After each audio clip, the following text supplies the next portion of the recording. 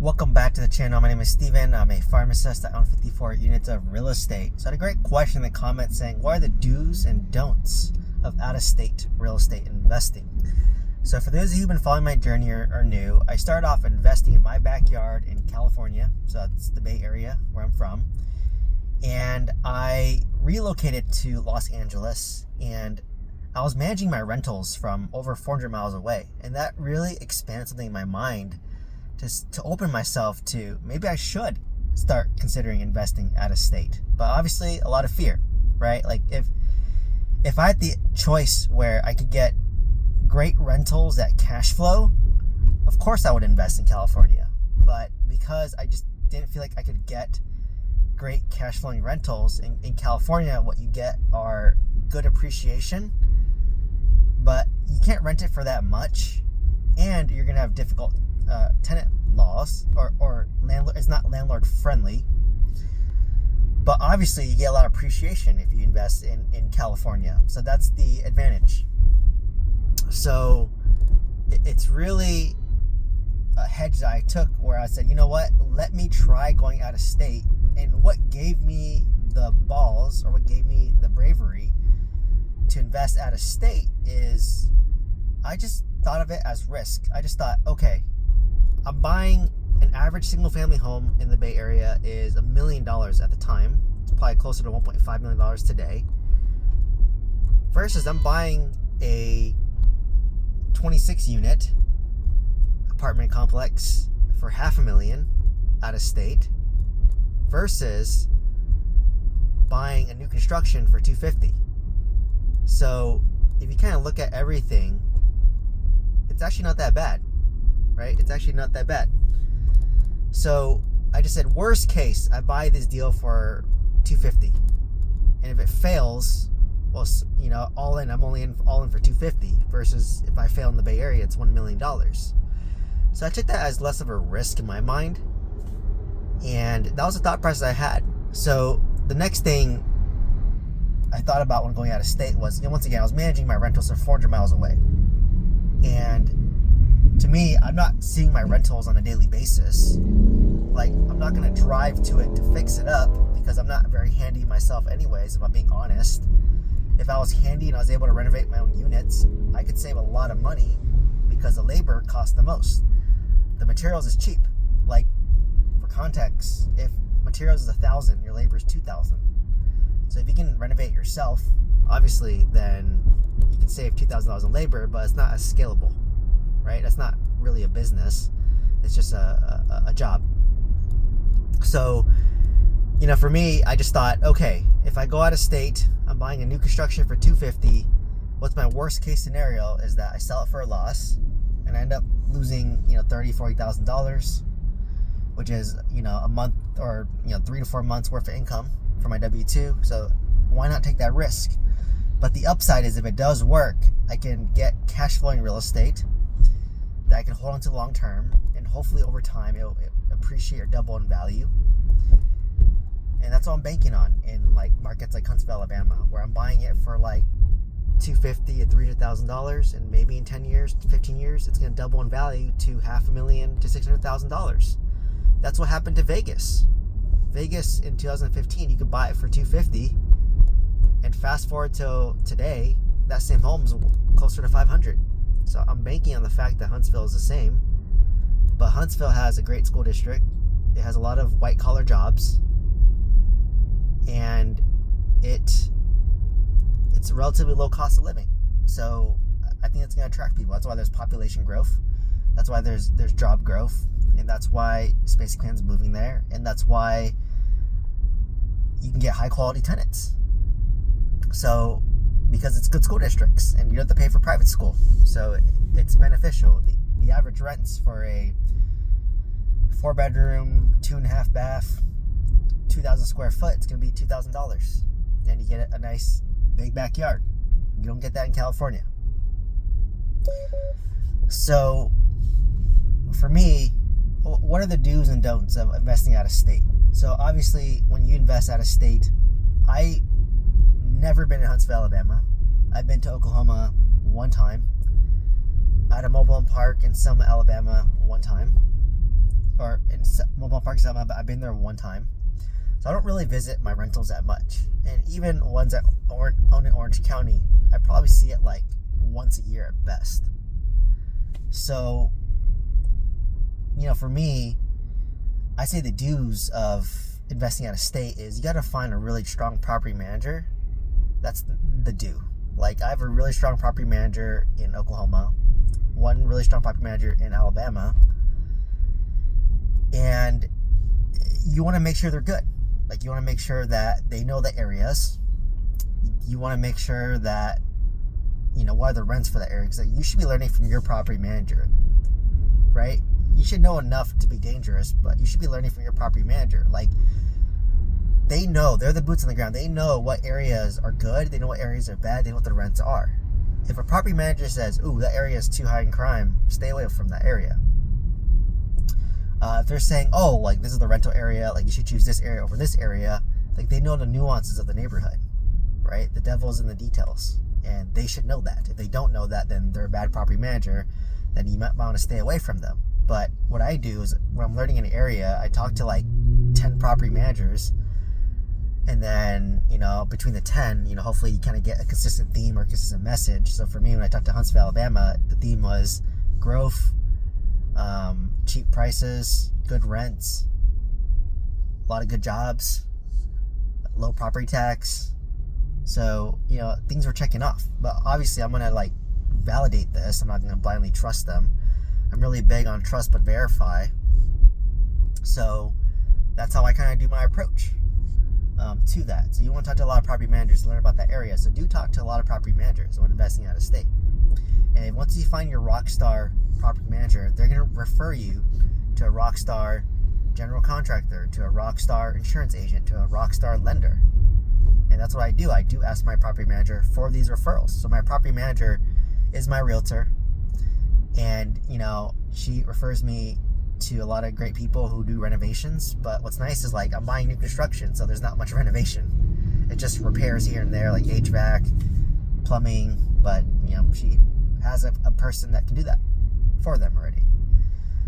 So that's one thing, right? Once you find that good property manager, treat them well. So do treat your property manager well, because they're managing your assets, they're managing your money, and they'll make your life, they can make or break your property. If you have a good property manager in a not so great property, then they can make it good. But if you have a good deal with a bad property manager, it can become a bad deal.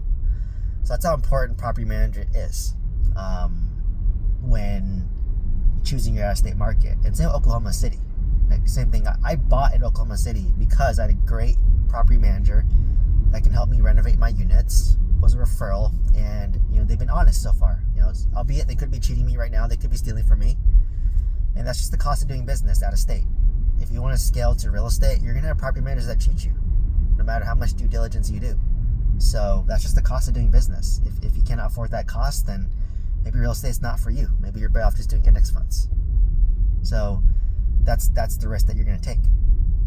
So for me, you want to constantly be in communication with your property manager. So you do want to communicate with them on a regular cadence. So if they have a question, if they need me to approve a request, you want to make sure that you improve or respond timely. Like for me, if my property manager has a question for me, I tell them, hey, text me, email me. That's the best way to get a hold of me. If you call me, I'll call you back on my break or on my lunch or in my free time. Or if they call me and I can't pick up, I'll just text them, say, hey, what's going on? I'll call you a bit later. So you want to make sure you communicate with them timely. Another thing you want to do is you want to trust but verify your property manager. So if you have a property manager and general contractor, that's two separate people, you want to use them to cross-reference each other. So usually I'll just say okay, let's say I'm renovating a unit, and my general contractor said, hey, I just put flooring on unit number 23. I'm going to send my property manager, hey, can you look at unit number 23? How's the flooring look? And then they'll go there and be like, oh, it looks great. So they did it. But if they say, oh, wait, there's no flooring in unit 23, then there's inconsistency and maybe someone's cheating you. So usually I'll ask the property manager to send me photos of unit number 23. But they can still cheat, right? There's always a way to cheat. If they want to cheat you, they'll cheat you. So there's no real way around that. So that's, like you said, that's just the cost of doing business, and that's the price you're going to have to pay. So you do want, so overall, you do want to get a good property manager. You want to talk to a lot of property managers. You want to respond timely, and you want to do your market research. So that's key, right? So is there job growth? Is there population growth? What are the laws for tenants versus landlords? What's the property tax? What's the insurance like? What areas are good, right? So you want to do your due diligence. What you don't want to do is just blindly trust somebody without validating it and doing a lot of business with them. Like, I literally bought one deal with my current property manager, and I waited 4 years to see how they would do before I bought my second deal, and then I bought my third deal. And I tell them, hey, if you, like, when I bought my second deal, I told them, hey, I'm going to buy deals all cash. And my goal is I want to do my lazy bird. I'm going to buy all cash at a 20% discount and get 80% loan to value loans to basically pull out all my money and leave very little money in the deals. And then have a deal that breaks even or maybe makes a limited cash flow. But I just call it break even. And then after it's rented out, so I bought this deal and I just said, hey, the sooner you rent this deal out, the sooner I can pull out my money, the sooner I can buy another deal. And her eyes lit up because she knew if she rented it out, I'd buy another deal. And guess what? She got me a 3-year lease on that property for $2,150. What did I do? I bought another property. And she just called me again today, and I just said, hey, as soon as you rent out that property, I'm going to pull out my money and buy another deal. I'll buy a third deal. And she was like, I'm on it. So she knows I will deliver. I will deliver. So you want to, this is a do, is like, hold your word and hold them to their word, right? Hold them accountable. Hold yourself accountable, but hold them accountable. It's a two-way street. So what you don't want to do is, like,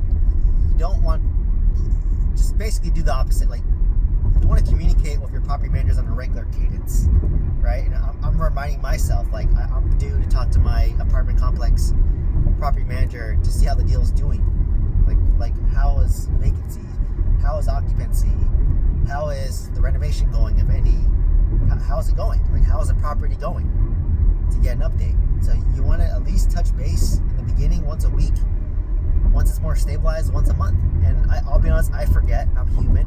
I let my guard down, but you have to touch base with them to do that. So you don't want to, like, ignore your property manager. You want to make sure that you're on top of it, because they know that you're really on top of it, because it's a business, right? It's a business that you're running, and property managers can make or break your deal.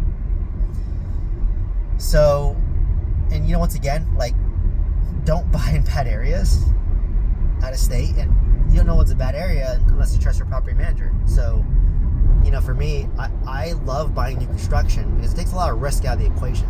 Number one, usually they don't do new construction in a rough area.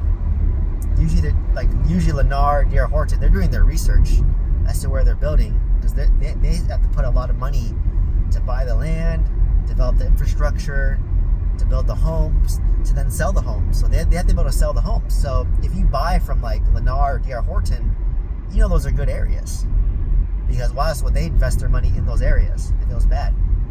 So that's why I mitigate my risk by buying new construction. That's kind of a hack that I just realized I was doing. I was like, you'll never find new construction in a rough area because they're investing their money in that area.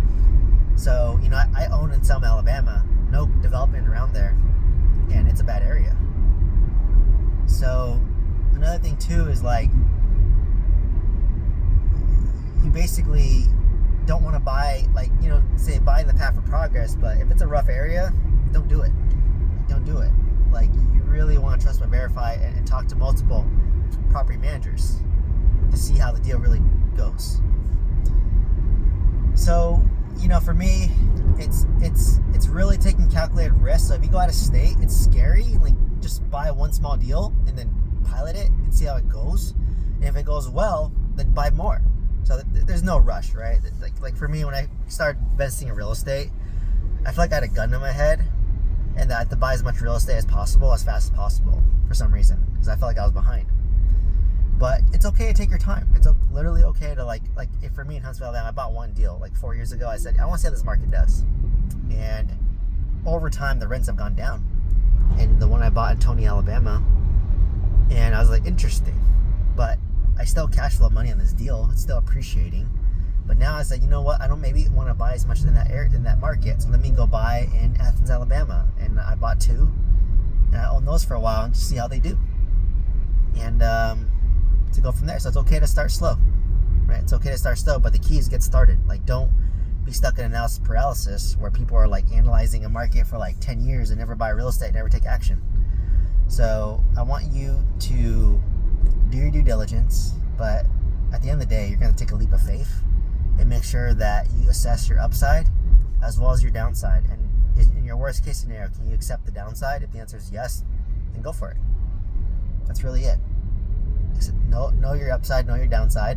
So for me, my upside is I can get cash flow in real estate that's affordable, out of state, that's managed by property management, not by me. It's more scalable, and it has a potential to double in value. Like, I can't imagine the Bay Area, homes are $1.5 million. Can it double to $3 million? I don't think so.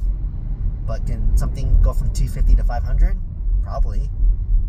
I think the median house price is about $400,000, so I'm buying these for like $250. So I mean, $400,000 in the whole U.S. So I think Huntsville, Alabama will be the next area to go up and skyrocket, especially with Space Command being there. So my worst case scenario was I'd sell this house for a loss, but I know I can rent it out for positive cash flow, or even if it breaks even, that's okay. So I was okay with that downside risk. So I took that leap of faith, and now I'm trying to scale my portfolio in Huntsville, Alabama. And then I'm still debating if I want to continue scaling in Oklahoma with apartments, or will I just sell them. So anyways, hopefully you found value. Hopefully you found the do's and don'ts of investing out of state.